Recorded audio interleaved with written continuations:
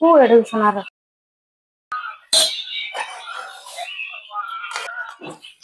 நம்ம வீட்டு செடியில செம்பருத்தி. இன்னைக்கு என்ன டிஃபன் அத்தை? இன்னைக்கு வந்து மரவள்ளி கிழங்கு இருக்குல்ல, அதை வந்து தோலை உரிச்சு கழுவிட்டு நல்லா சீவி வச்சிருக்கோம். மரவள்ளி கிழங்கா? மரவள்ளி கிழங்கு அரிசி மாவு. கொஞ்சம் வந்து உளுந்து, பச்சை மிளகாய், இஞ்சி போட்டு அரைச்சி வச்சிருக்கேன். என்ன இன்னைக்கு டிஃப்ரெண்டா எல்லாம் பண்ணி வச்சிருக்கீங்க? இது வெங்காயம் இதுல போடணும், எல்லாமே போட்டு மிக்ஸ் பண்ணணுமா? மிக்ஸ் பண்ணி அப்படியே அடை மாரி ஊற்றணும். இன்னைக்கு டிஃபன் அடையா? அடை, கார சட்னி. இது அந்த காலத்து சமையல். இதெல்லாம் கீரை கூட்டு, உருளைக்கிழங்கு பொரியல் மத்தியானத்துக்கு சமைச்சு எடுத்துருக்கேன். அப்ப எங்களுக்கு காலைல டிஃபனு அடை. ஆமா, மத்தியானம் வந்து கீரை உருளைக்கிழங்கு. செஞ்சுட்டு வேணா சொல்லுங்க. செஞ்சுட்டு வேணா கூப்பிடுங்க அத்தை, நான் வந்து டேஸ்ட் பாக்குறேன். ஓ சரிம்மா. இது தேவையான உப்பு, வெங்காயம், தேங்காய் சீவி வச்சு சொன்னல, இதையும் இதுலயே போட்டுக்கலாம்.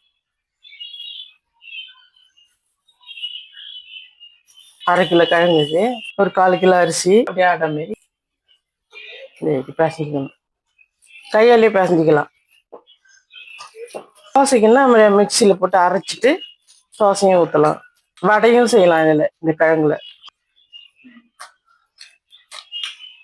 சிரிக்கிற ஒரு கட்டு கொஞ்சம் தண்ணி, ஒரு 2 டம்ளர் தண்ணி வச்சு புழிஞ்சிட்டு போட்டுக்கணும். ஒரு 100 பைத்தம்பருப்பு, ஒரே ஒரு வெங்காயம், ஒரு 4 பச்சை மிளகாய்,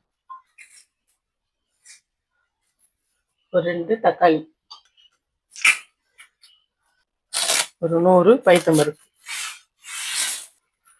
போட்டு இன்னும் தண்ணி ஊற்றிக்கலாம், பத்தாது.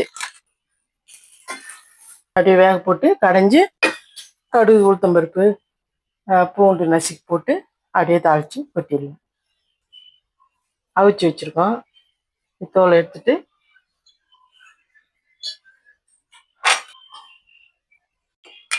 பூண்டு, வெங்காயம், கொஞ்சோண்டு உளுத்தம்பருப்பு, புளி கொஞ்சோண்டு வச்சு அப்படியே அரைச்சி வச்சுருக்கேன். வெங்காயம் எல்லாம் இது தக்காளிலாம் போடாமல் இதுக்கு இந்த அடைக்கே தொட்டுக்கு